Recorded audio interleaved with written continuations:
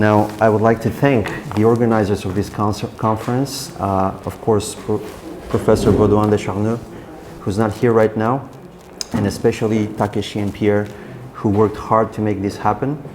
And of course, we are in a very privileged position today to have François Schmidt and François Laruelle himself join us at this conference. So please, this is a rare opportunity. Make sure you do talk to them, ask questions, and we'll have a really productive discussion.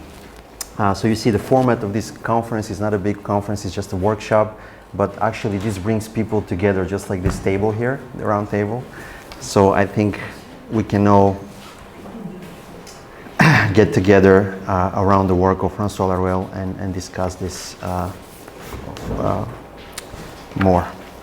So without further ado, I will talk, hopefully not too long, and then we'll all have a nice Q&A session, hopefully.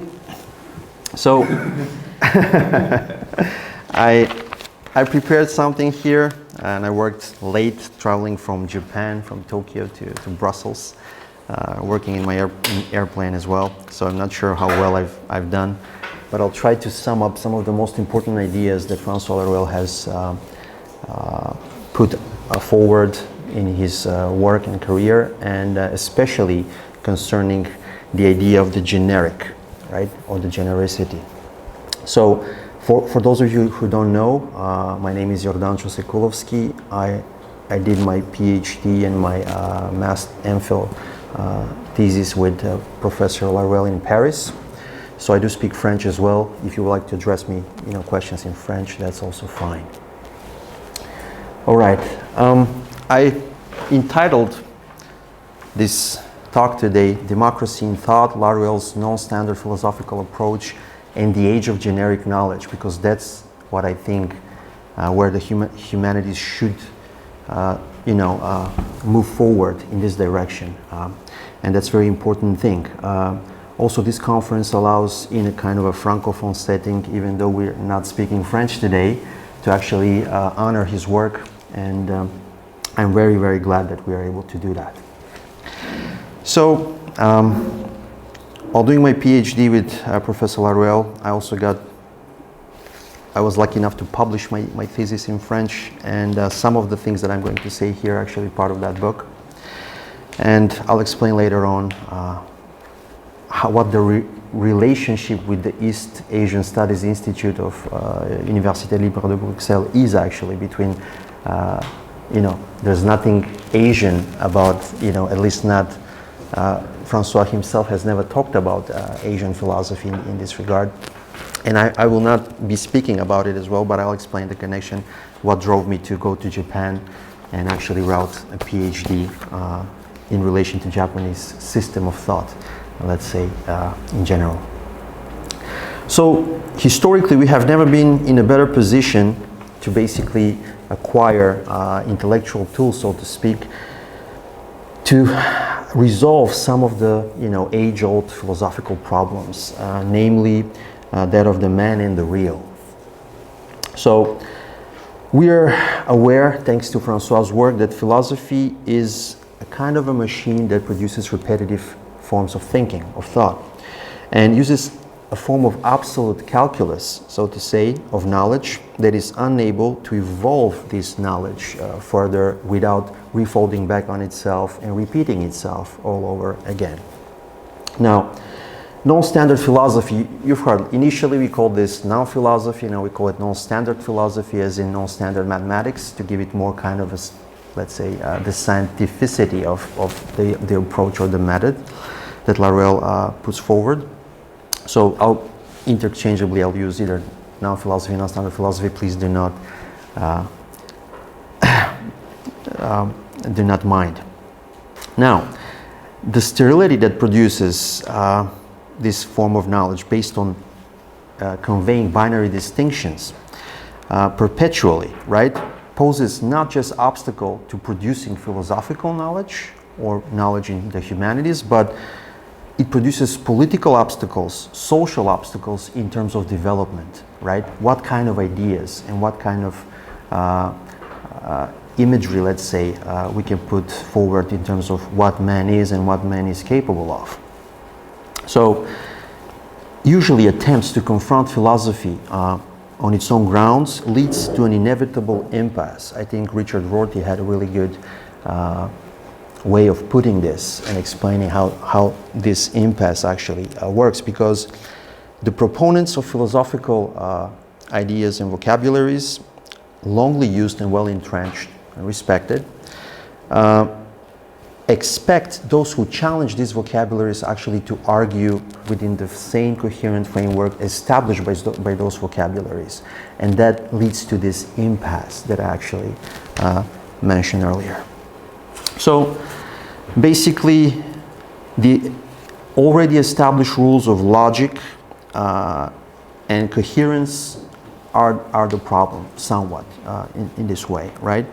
Because philosophy predetermines what the outcome is, and in a sense subjugates these new forms of critiques that emerge in regards to its place and its model of conveying, producing, and basically managing an economy of knowledge, so to speak.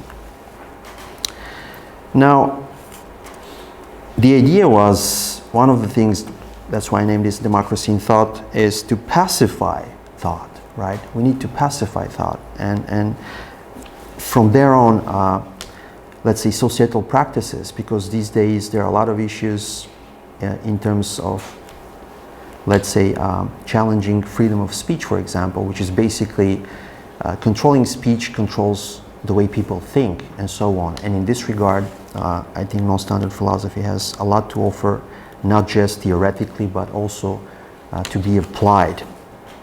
Now, we need to scrutinize the power of philosophical decision making, so to speak.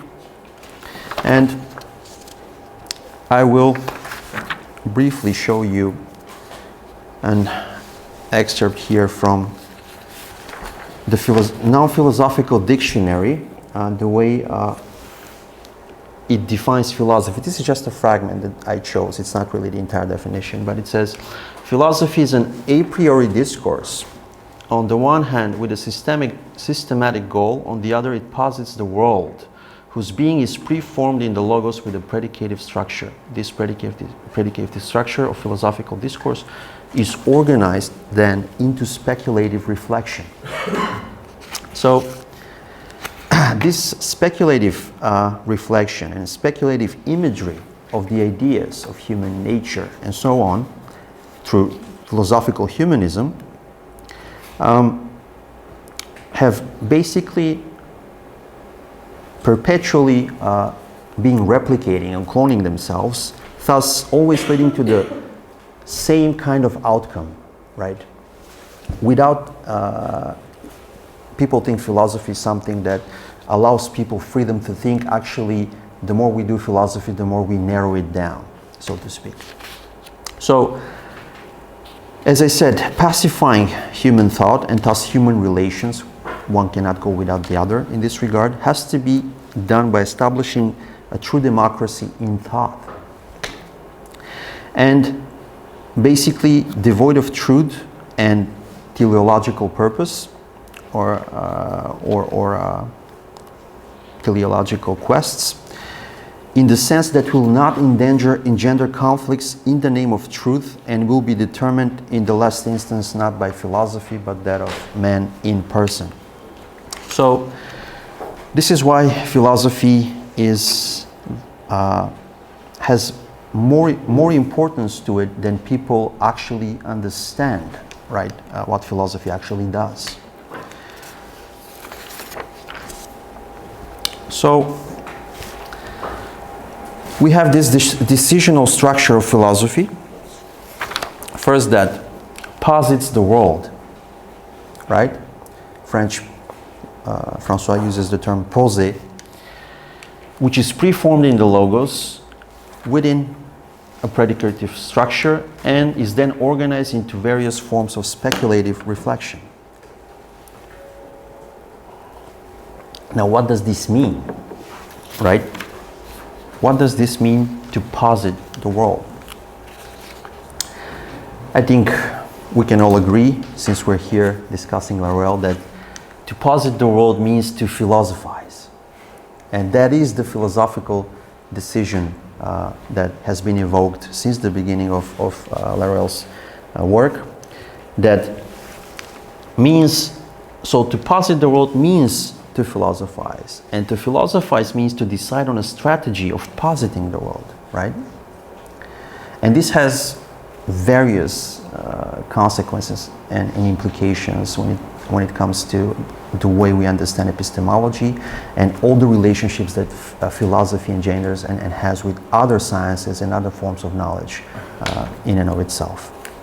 So this is not just simply proposing and suggesting an explanation, right, of the world and its existence, right? But actually it creates basically the framework within which we then orient ourselves and experience the world in return in a specific way. So not any way, but very specific ways of experiencing the world.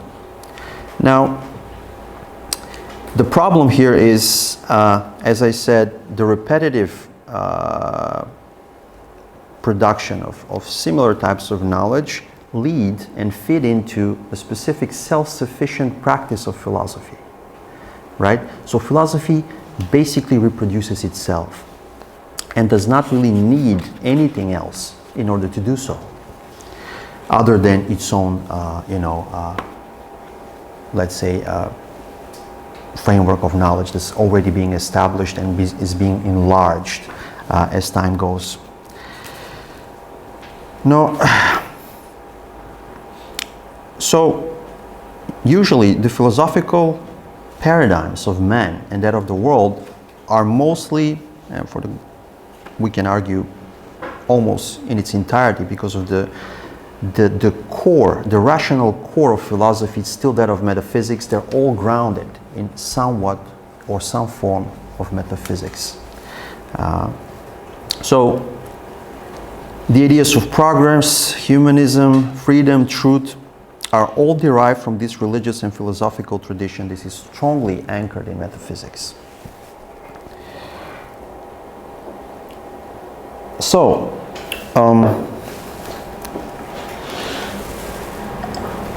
man as subject, right, conceptually defined, or the subjugated man, let's say,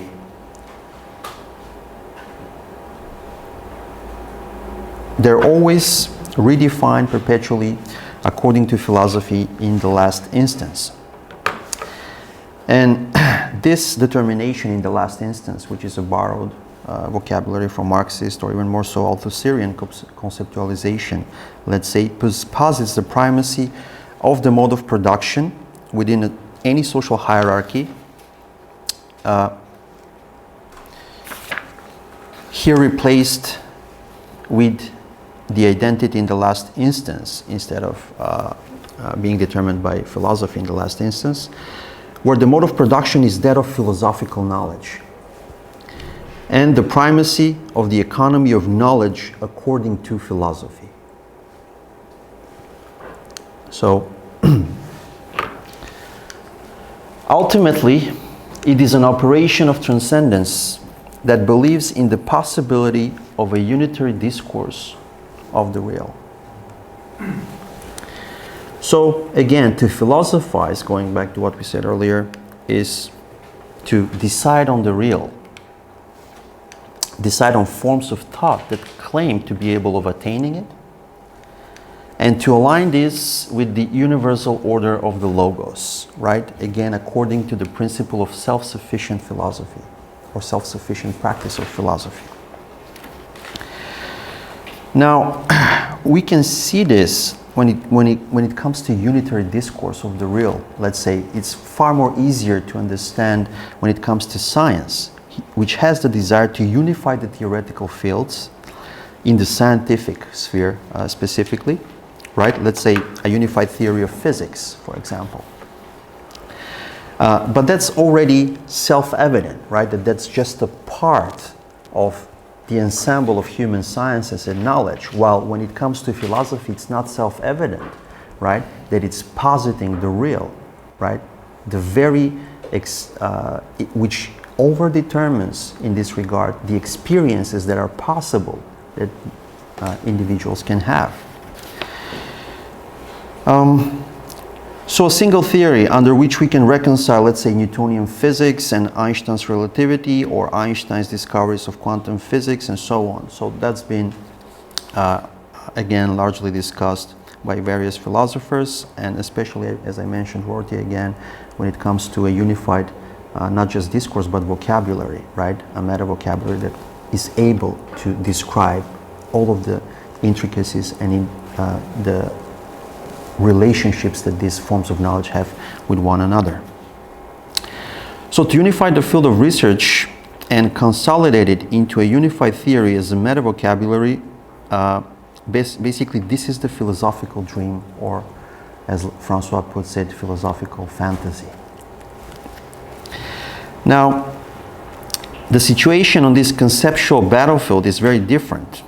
Right? The equivocal dominates with the multiplication of more and more ambiguous meanings, facing an eternal refolding on itself into philosophy, and the proliferation of, so to say again, I'm using François'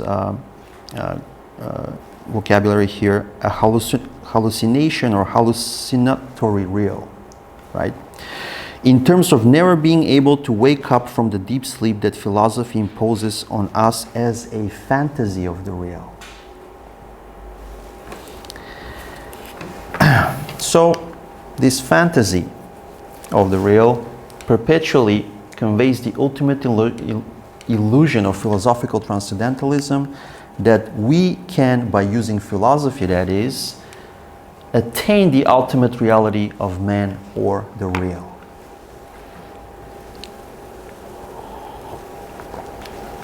So what non-standard philosophy attempts is to break free from this philosophical claim, which is not that secret anymore, thanks to François' work.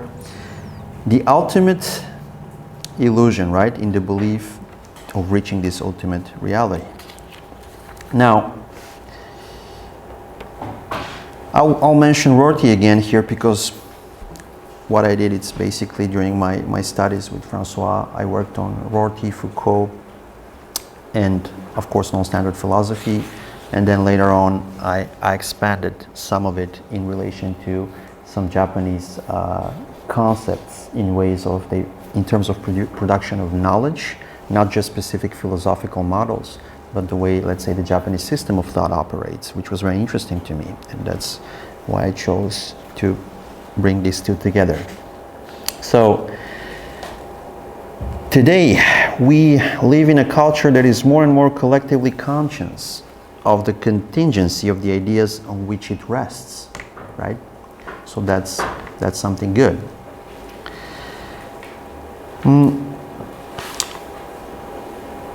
In this regard, Rorty, for example, tries to achieve a liberal culture that expands the boundaries of the group, let's say, such as notions such as us or we, in order to include the other or the stranger. And François, on the other hand, speaks of democracy of strangers in this regard. Now, this is to be achieved by replacing the philosophical drive of pursuit of truth with that of pursuit of liberty as the engine of social progress, which in return helps us combat cruelty towards, at least this is in part Rorty's proposal, towards achieving a so-called liberal utopia. In a similar fashion, François also postulates a concept of democracy, as I said, that of strangers, and moves us towards a radical utopia of men. And these two are different. So basically, we're trying to dissolve what standard philosophy defines as a perpetual human conflict, which is internalized in thought, and tries to, that's where the need of pacification of thought actually comes from, as I evoked earlier. So by interpreting this war in thought and actual war between men, philosophers believe they can transform or really change this relationship. So by modifying thought in regards to these relationships, they presuppose to modify their reality as well. And that's a false claim. Traditional philosophical practice transfers this situation from historical reality to its theory, conveying man as a being at war with itself and the world. So war is thus essential to philosophical thought, which is too fascinated by it to be in a position to actually explain it. So by making war between men as a universal metaphor, it spreads this fascination with conflict and eternalizes it by preaching its eternal return. Basically, we'll go back to the metaphor, Nietzsche's metaphor later on, to the eternal return of the same. Nonetheless, philosophy remains useful, so it's not to be rejected. The aim is not to destroy philosophy. So initially, when non-philosophy appeared, I guess a lot of traditional scholars were afraid to embrace it because of the name itself indicated that this is somewhat hostile to philosophy itself, which is not the case. So, philosophy is still useful to us, and it's better suited to perform a different task, that of, in Foucauldian or Greek sense, of technique or technology of the self, rather than as a path of discovery of an ultimate truth or reality of man. So philosophical vocabularies are more suitable to this Rortian task of redescribing the self, let's say, and the real, rather than as path of leading to the creation of a meta-vocabulary which would unify all vocabularies into one vocabulary, faithful again to the world and to the self. What this makes of philosophers is basically, as François puts it, philosophers are a kind of priests, right? They believe in the ultimate reality of man and the real. So basically conveying both the Greek sacred, the one or the being, and the which is overdetermined by the Judeo-Christian sacred, which is that of the real and the logos.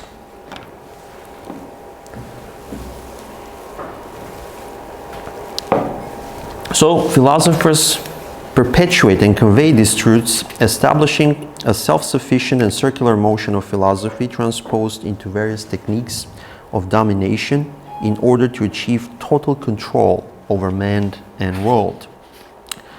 And what is interesting, that the notion of crisis is at the core of this reproductive system of philosophy. Basically, it's crucial for the health of this reproductive system of philosophy itself, which reproduces perpetual tension, right? Philosophy is always in crisis. This results constantly in new philosophical auto-positioning, because once we challenge a discourse and we declare philosophy or a theory or a concept to be, let's say, there's need to be replaced, we declare some kind of crisis. Basically, the resulting new form of knowledge and discourse will produce new philosophical auto-positioning, and they will be reabsorbed or refolded into philosophy itself. So this is nothing more than a change in posture that creates rupture within itself in the name of change and progress, and always refolding on itself. And when I say posture, that's one of the ideas that I have developed in my studies and my thesis while working with François, that I see man as a postural being. So one might be under the impression that this perpetual change is somewhat of a constant of this philosophy-produced and induced world of thought, yet it is an only operation of domination that refolds on itself, deflecting suspicion away from philosophical actions or the philosophical decision, in order for it to remain invisible.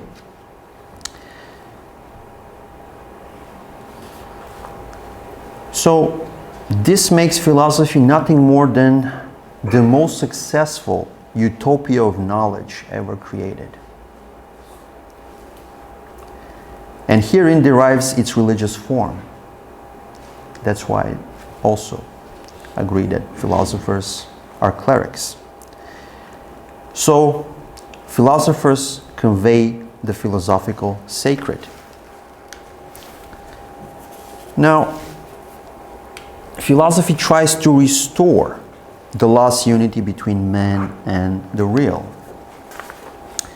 Unity that was actually lost according to philosophy, so it's overdetermined by philosophy itself, a split induced actually by philosophical practice in the first place. So the lost unity that man in person or the questioning ego introduces in a form of binary splits by constantly reconceptualizing the real. And philosophy believes that this can be resolved by reconciling these splits dialectically. In so doing, it causes perpetually new divisions which then must be overcome.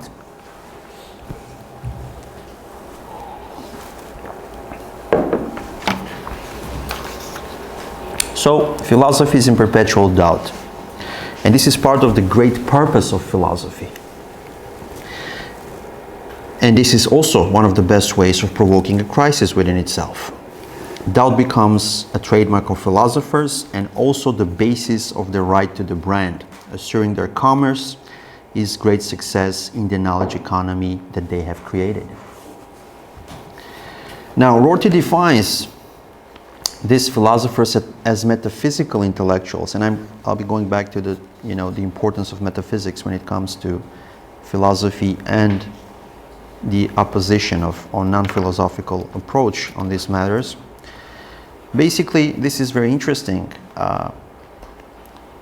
Metaphysical intellectuals are those willing to engage in a calculus, let's say with the life of n number of people, and sacrifice them for the benefit of the life of n multiplied by n number of people, right? There's always a justification. There's always a higher realm that allows us to make such calculus. So if we find we have arguments that are justifiable to make this type of calculus, we are still theologians or metaphysicians. Because we believe in the order beyond time and space again, to which all our activities are coordinated accordingly and basically are determined by, and therefore justified. So the plane on which philosophy operates is pretendingly the plane of the real, but in reality the only plane philosophy can really operate is that of experience. It does not matter how far we position ourselves in regards to philosophy. As long as we operate on its turf, we will always remain in orbit, right, around its central self-enveloping core. So no standard philosophy begins in a utopia of the real. Unlike Rorty's liberal utopia, it is not philosophical utopia, but a thought-based posture according to utopia or utopian thinking. So this utopia of the real sits in opposition to all traditional utopian forms of thought. And ideology is usually based on the concept of the end of history and the achievement of some sort of ultimate endpoint that restores this presupposed lost unity. When the lost unity is restored, man achieves the end of history. So the end of history, as I said, achieves this long lost unity in a form of man-made utopia that restores this unity. And man, we can give examples. Probably most famous would be Hegel and Marx. Historical reconciliation is possible by realization of this underlying unity within the absolute spirit of Geist, or Marx as again, this historical reconciliation is seen as abandoning and reorganizing the material basis of production, right? Ending class struggle. And basically for Hegel, it's more about, again, shared morality. In both cases, very similar but different perspective. Another path, as we said, would be that of radical utopia of man as a kind of a systematic evolution of Rorty's liberal utopia and the liberation of man in person from all forms of transcendence and not only dogmatic metaphysics. We said philosophy tries to reconcile the self-induced splits dialectically, right? By predetermining them.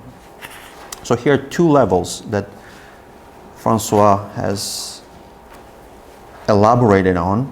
First, we have the empirical and a priori binary, where most of traditional philosophy are to be found, let's say, being held. This is the empirical transcendental binary, or double, as we could say in French.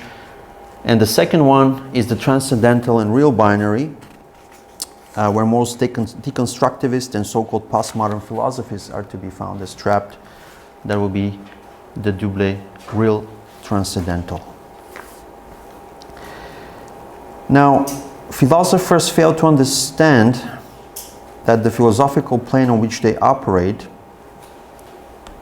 either one of these two, and they are unable to go beyond it, right? Therefore, perpetually being stuck by reproducing same and conveying same types of truths and forms of knowledge within one of these two realms.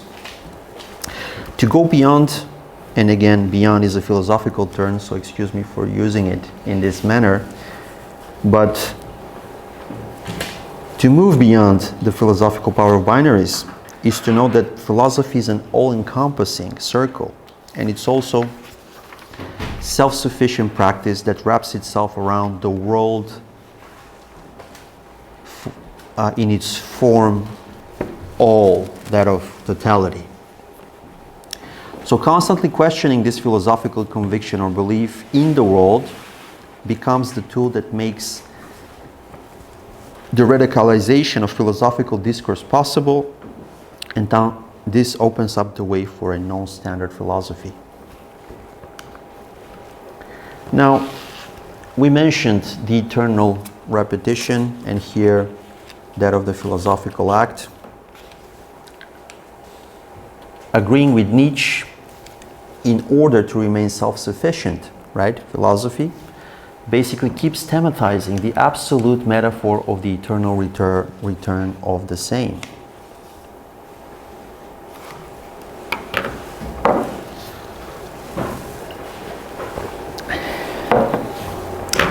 And philosophy and thought are seen as a metaphor.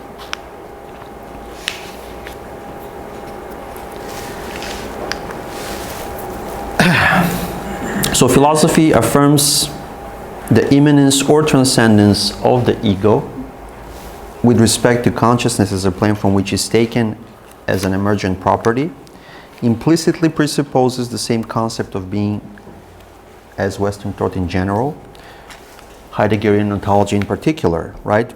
The concept of being as outwardness or externality. Now,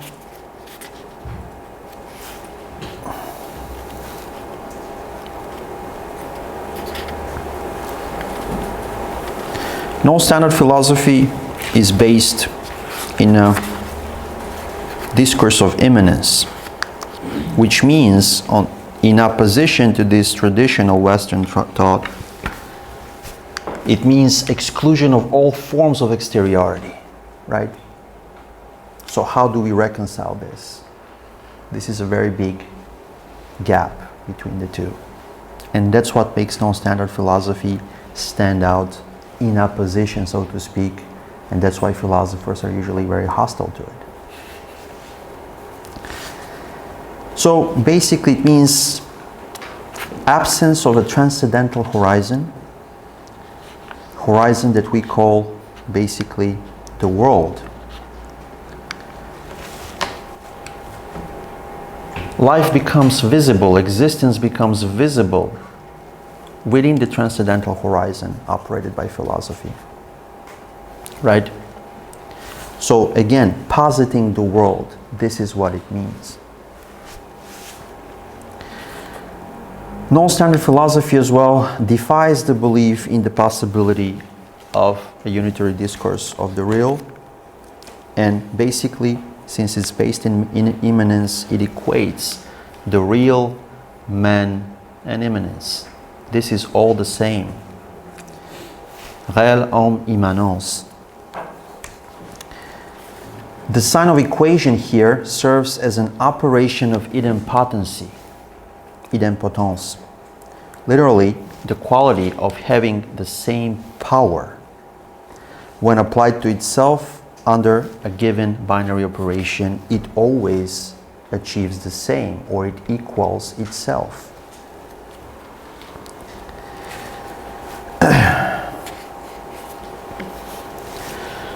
Any additional binary operation of the same sort, which is the way here we talk about philosophical binaries, operation on the real or immanence always equals itself, we can conclude that the man in person, homme en personne, is the sole infrastructure of the real. There's no other way that we can approach this without passing through man itself, which is, in the last instance, basically not the ego, not the ideas and the imagery conveyed by philosophy, but this immanence. So, in a sense, this sounds similar to what Protagoras has emphasized, that man is the measure of all things, even though it's not the same meaning here, right? Being the same infrastructure, the only infrastructure, it's not as being the same measure. Again, it is the source of value, the ultimate source of value, but only, this is true only if it's determined by man in the last instance and not philosophy. And as, again, I'll quote François, man is not the attribute of the genus, it is not at all an attribute, nor consequently a subject. It is the real nucleus, the immanence, which unfolds as implied. I think François, during our studies in Paris, has talked about Michel Henry frequently, and this fits very well with Michel Henry's claim that existence is a dimension of radical immanence. So life, la vie est une dimension d'immanence radicale.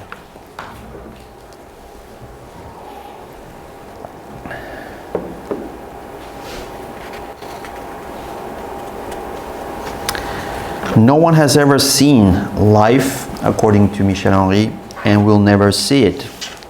Life is a dimension of radical immanence.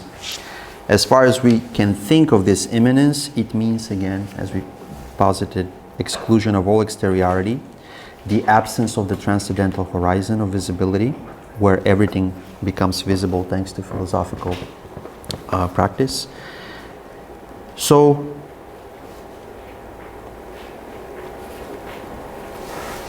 in a sense, non-philosophy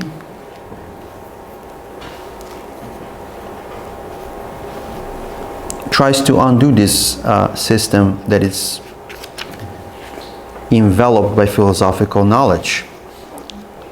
And it breaks with the self-inflicted critiques of philosophy typical for modernity and postmodernity. So, non-philosophy gives philosophy an expanded relevance as dimension of the world, seen as that which determines in the last instance or world thought, philosophy, pensée monde. Now, this might seem weird, but I'm actually going to read from the Gospel according to John, which opens like this. In the beginning was the Word, and the Word was with God, and the Word was God. All things were made by it, and nothing that was done without him.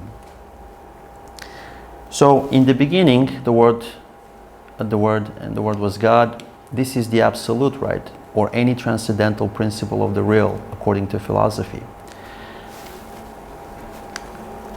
All things have been done by it, which is again philosophy, and nothing that has been done without it, him or she, philosophy, logos, sacred.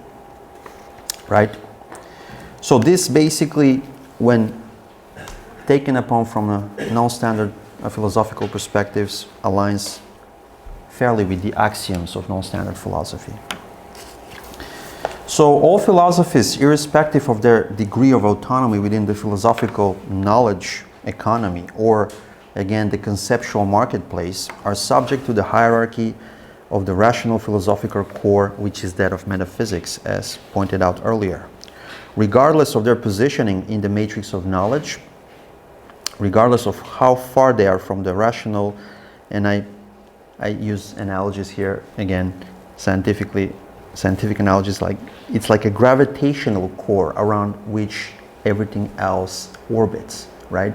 So no matter how far you are from this metaphysical, philosophical core, rational core, you're still subject to its gravitational pull. So even being on the periphery, like most of postmodern philosophers, they're still trapped, right? And pulled by the gravitational pull, which predetermines and keeps them in orbit around its rational nucleus. Philosophy poses the world and predefines its form in the logos with a predicative structure, right? And it is a question of forcing the philosophical decision that quantifies, qualifies, and encloses the real, thus subject to an ultimate reference to the logos. Philosophy has only one goal, and that is of reproducing itself. This engages a desire for life, for proliferation and perpetuation of one's own existence, with the sole prospect of expanding in the manner of all living organisms with a body, here a body of knowledge that is constantly expanding, again, in order to perpetuate its own existence. So, ending all form of transcendence. That is the goal of non-standard philosophy, right? So, liberation from all forms of transcendence.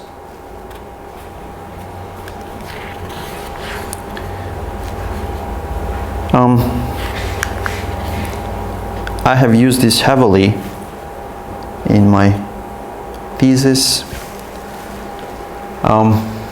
We can also approach this transcendental horizon in a form of virtualized system of power relations that transforms the real or reality into virtuality, again, as that which is possible, right? That which has a potential to come into being. Now, this is not an attempt of simulation of the real on the part of philosophy, but actually it's a practice of total domination of the real, or an attempt of total domination of the real. So, one thing that François again has paid a lot of attention in detail is the structure of human belief as well. Right? When we say there's a problem of philosophical structuring of human belief, which is overdetermined by philosophy in the last instance. People are willing to die and protect, let's say, their domains, which they understand as a set of values, beliefs, and ideas. But in reality, all of these parts are constituents of the domain of the real. people don't go die for oil fields. They die to protect their own values, ideas, as I said, but this is all the set of the domain of the real, which they identify themselves to be part of, usually expressed as cultural, religious, and political identity rather than historically conditioned set of beliefs, right? The domain of the real is an exclusive property of philosophy, and it remains elusive and disguised under the pretense of attaining the ultimate reality of the man or the real, while at the same time reproducing effects of power that convey the real in the forms that I just mentioned previously. The operational structure, it's a tripartite structure of philosophy which auto-reflects, auto-envelops, and it's auto-foundational. Or again, we can say self-reflects, self-envelops, it's self-foundational.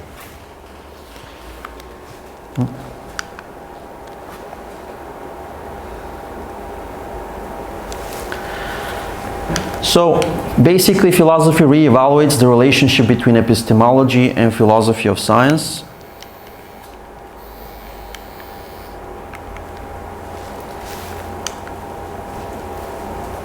Scientists see this as being reciprocal. However, this relationship has never been reciprocal because of the self-sufficient practice of philosophy, which is then in return exerted over all other forms of knowledge. So, finally, let's get to the generic. Generic knowledge or science is that which is sufficiently neutral, lacks particularity, able to addition with other sciences and knowledge which are predetermined without disturbing them in the process, and work together, right, without asserting philosophical domination. And it's not the same thing as interdisciplinarity. So, genericity can be defined as factor of knowledge that additions itself to an already established science or form of knowledge. In a form, let's say, of idempotency, right? In order to free it from its limitations imposed by a self-sufficient practice of philosophy, transform these without subjugating the liberated form again, and achieving a non-epistemological redistribution of operators from now on known as generic knowledge. Transforming and establishing forms of knowledge without being affected by their self-positioning as self-sufficient structures. In this manner, Laruelle posits that the generic becomes scientific and philosophical constant. And this is a necessary condition for establishing of rigorous human sciences. In this regard, generic sciences and knowledge therefore serve as intermediary between philosophy and the positive sciences. They're not non-disruptive to the scientific knowledge they interpose. And now, I don't have much time left, so I'm going to try to go quickly, just a few more slides. There is, again, the question of the capitalist self-sufficiency of the economy of knowledge, as well as capitalist epistemological character, that the generic does not aim to destroy, right, but rather to stop its reproduction and help transform it according to man in the last instance. A generic science and thought thus attempts to seize the constant return of the metaphysical and religious nostalgia within the scientific community. And the generic produces effects of equality in a democratic fashion. Now, when it comes to knowledge, I'll quote Laruelle from his introduction into generic sciences, Introduction aux sciences génériques. He says, now, after achieving this, we're able to sail as privateers, capturing and hacking knowledge in transit, smuggling and participating in the international trade of knowledge. So, in this way, man is not a generic man that would be Feuerbachien let's say, idea, but it's rather man in person. Non-standard philosophy avoids the humanist trap, and instead of calling it generic, calls it man in person. Now, man in person is thus defined by the immanence as the logical property of idempotent and sterile addition.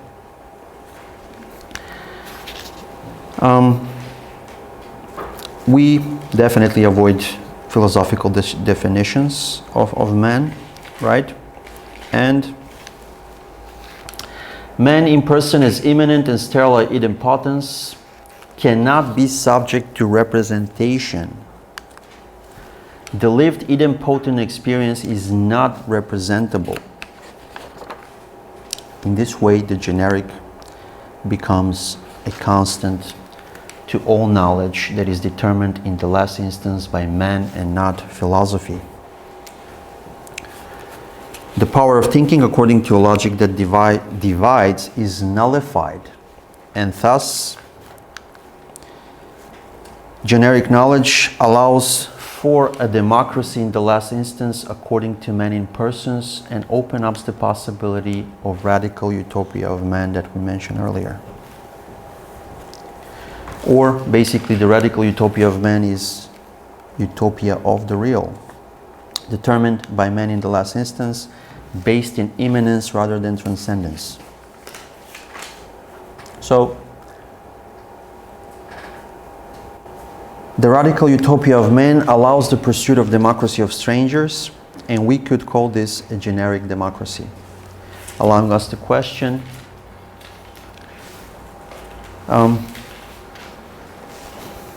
the false and contradictory liberation of humanity by positivist scientists. So, universal democracy is possible only when transformed into an axiom of equality rather than that of a concept or a theorem.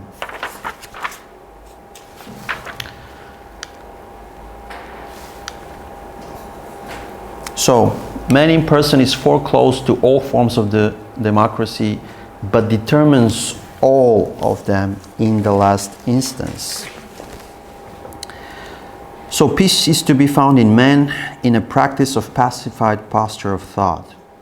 In this sense, the importance of François Laruelle's work lies in the fact that it opens the way and makes it possible for the first time to create a vocabulary capable of redescribing philosophy without being subjected to its all-encompassing power. Non-standard philosophy or non-philosophy is a model example of vocabulary that manages to escape the total domination of philosophy while readapting it and using it for its own purpose. We need an inquiry into what man can be, what man is capable of, rather than what man is. To be able to create new experiences of the self, we must be able to think in a new way. Thank you.